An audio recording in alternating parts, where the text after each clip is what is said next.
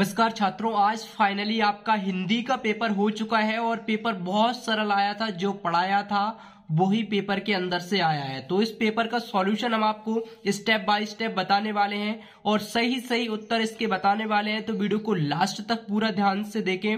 और अच्छी बात यह है कि पेपर बहुत सरल आया है और जो बताया था लगभग पूरा 100% फंसा है, इसलिए वीडियो को पूरा लास्ट तक देखें। सॉल्यूशन अगर आप चाहते हैं और मिलाना चाहते हैं कि कितना हम पेपर सही करके आए हैं तो इसकी जानकारी के लिए आपको वीडियो पूरा जरूर देखना है। लेकिन अगर आपने अभी तक हमारे इस चैनल को सब्सक्राइब नहीं किया है तो जल्दी से कर लो। चैनल को सब्सक्राइब करने से और भी वीडियो आपको मिलती रहेंगी और भी क्वेश्चन आपको मिलते रहेंगे इंपोर्टेंट। तो चलिए वीडियो को शुरू करते हैं। सबसे पहले प्रश्न हम यहाँ पर देख लेते हैं। पहला प्रश्न है, सही विकल्प का चयन कर लिखिए। तो इसका पहला क्वेश्चन है, बात्सल के श्रेष्ठ कवि माने जाते हैं। तो श्रेष्ठ कवि बात्सल रस के कौन से हैं? तुलसीदास जी, सूरदास जी, कबीरदास जी, जयशंकर प्रसाद जी। तो इसका सही आंसर है सूरदास। अगर आपने सूरदास यहाँ पर अगर अपनी आंसर शीट में लिखा है तो आपका बिल्कुल सही जवाब है और आपका 1 नंबर पक्का हो जाएगा। इसके बाद में हवा की थिरकन का सिमटा हुआ संकोच माना जाता है। किसको माना जाता है? मिट्टी को, फसल को, आकाश को, बरसात को। तो इसका सही आंसर है फसल को माना जाता है।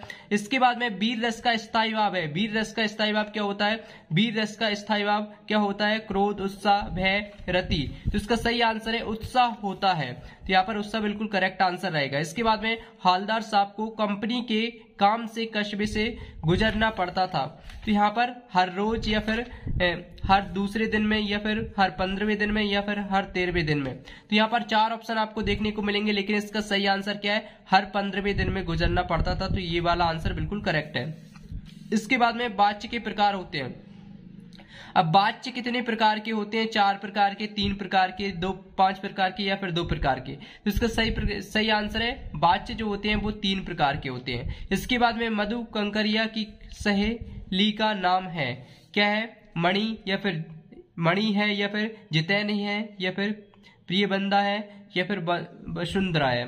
तो 4 ऑप्शन है, लेकिन इसका सही आंसर है प्रियबंदा। इसका बिल्कुल करेक्ट आंसर है ऑप्शन नंबर 7। इसके बाद में चलते हैं हम अगले प्रश्न की तरफ। तो अगला जो प्रश्न आया है वो है यहाँ पर दूसरा, जिसमें आपको रिक्त स्थानों की पूर्ति करना है। अब रिक्त स्थान भी आपने बहुत ही सरल आए हैं, इसमें कोई ज्यादा कठिन यहाँ पर चीज नहीं पूछी है। तो पहला क्वेश्चन है इसका, परशुराम ने का वध किया था। अब परशुराम ने वध किसका किया था? सहस्त्रबाहु का और या फिर रावण का। अब रावण का तो आपको पता है कि रावण का जो वध है किसने किया था? भगवान श्री राम ने। तो यहाँ पर इसका आंसर ये तो गलत हो जाएगा, मतलब ये सही है। तो ये भी आप थोड़ा सा कॉमन सेंस लगा सकते हैं। इसके बाद में कामायनी एक है। कामायनी क्या है? मुक्तक काव्य या महाकाव्य? तो यहाँ पर इसका सही आंसर है महाकाव्य कामायनी। हमने कई बार पढ़ा रखा है इसको महाकाव्य कामायनी। और इसके जो रचनाकार है वो है जयशंकर प्रसाद। और इसके बाद में रस के प्रकार, रस के भेदों या प्रकारों बातें की होती है। रस के भेद जो होते हैं वो 10 होते हैं हमेशा। तो ये भी बिल्कुल करेक्ट आंसर है अगर आपने 10 किया है। इसके बाद में है बाल गोविंद भगत की अवस्था थी कैसी सी? 60 के ऊपर थी, पेंसिल के ऊपर थी। तो 2 ऑप्शन आपके पास है, लेकिन इसका सही आंसर क्या है? 60 के ऊपर। इसका बिल्कुल करेक्ट आंसर रहेगा। इसके बाद में है जी विशा शब्द का अर्थ है जीने की इच्छा या फिर जाने की इच्छा। तो 2 ऑप्शन आपके पास है, इसका सही आंसर है जीने की इच्छा।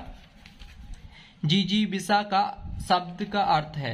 इसके बाद में मैं क्यों लिखता हूँ पाठ के लेखक हैं। अब मैं क्यों लिखता हूँ इस पाठ के लेखक कौन है? आगे या फिर इस्पाल। तो यहाँ पर इसका सही आंसर है आगे।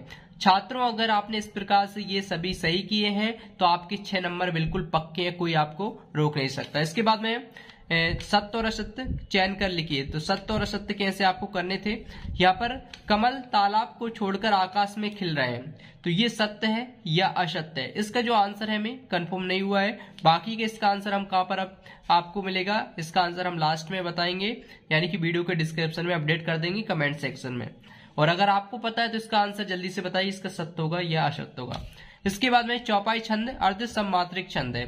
तो यहाँ पर ये क्या हो जाएगा? ये असत्य हो जाएगा। इसके बाद में शीला अग्रवाल मनु भंडारी की माँ थी। तो शीला अग्रवाल जो है मनु भंडारी की माँ थी। तो इसका आंसर भी हम वेबसाइट पर अपडेट करेंगे इन दोनों का, अगर दोनों का आपके पास है। तो वैसे लग रहा है हमें कि ये ज्यादातर ये असत्य आंसर है। और इसके बाद में है बिस्मिल्लाह खां को शहनाई वादन के लिए भारत रत्न मिला, तो ये बिल्कुल सत्य है। इसके बाद में जिस भाव से किसी काम को करने या होने का बोध होता है उसे क्रिया कहते हैं, तो ये भी सत्य है। इसके बाद में सभ्यता संस्कृति का परिणाम है, तो ये भी आपका सत्य हो जाएगा। इस प्रकार से आपको सभी सत्य और असत्य करना है। बाकी 2 आंसर आपको कहां पर मिलेंगे, कमेंट बॉक्स में हम पिन कर देंगे कमेंट को। अगर आपको पता है सही आंसर तो इसका कमेंट करिए, हम इसको भी आपको पिन कर देंगे। इसके बाद में आपकी कमेंट को पिन कर देंगे। इसके बाद में है सही जोड़ियां मिलाइए। अब सही जोड़ियां जो है वो किस प्रकार से आप यहाँ पर देख सकते हैं, संगतकार और यहाँ पर छंद के प्रकार, विषमल्लका, इसको कैसे और कहां पर मिलाना है। संगतकार को पहली वाली सही जोड़ी को किससे मिलाना था, ये किसकी है, मंगलेश डबराल की, तो यहाँ पर इसको इससे मिलाना है। इसके बाद में छंद के प्रकार, अब छंद के जो प्रकार है वो किससे मिलाना है, छंद के प्रकार को आपको मिलाना है, दूसरे वाले को आपको मिलाना है इससे, किससे, छंद के 2 प्रकार होते हैं।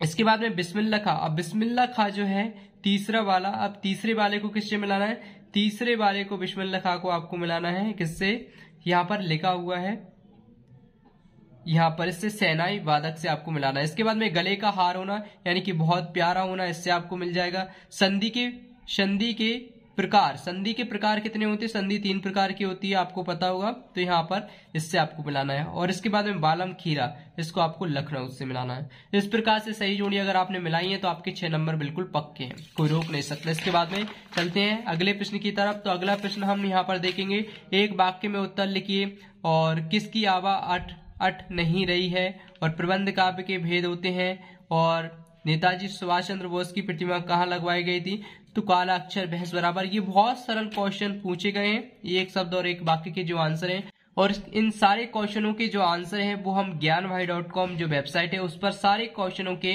आंसर अपडेट कर देंगे, जिससे आप वहां से भी चेक कर सकते हैं। और इसके बाद में जो क्वेश्चन बहुत ही सरल पेपर आया है, जो बताए हैं क्वेश्चन लगभग उन्हीं में से आए हैं, 100% क्वेश्चन फंसे हैं हिंदी में, और बाहर कुछ भी नहीं गया है, जो लगभग हमने पढ़ा रखा है। जो भी जिन्होंने भी बैच लिया होगा हमारा, तो उस बैच में सारे क्वेश्चन हमने कराए हैं, और साथ में हमने जो गेस्ट पेपर बनाए हैं लगभग उसमें से भी 70% ये पूरा पेपर आया है। मात्र 2 सेट के अंदर से ही 2 से 3 सेट थे हमारे, और उन 3 सेट में से ही लगभग 70% क्वेश्चन आ गए हैं।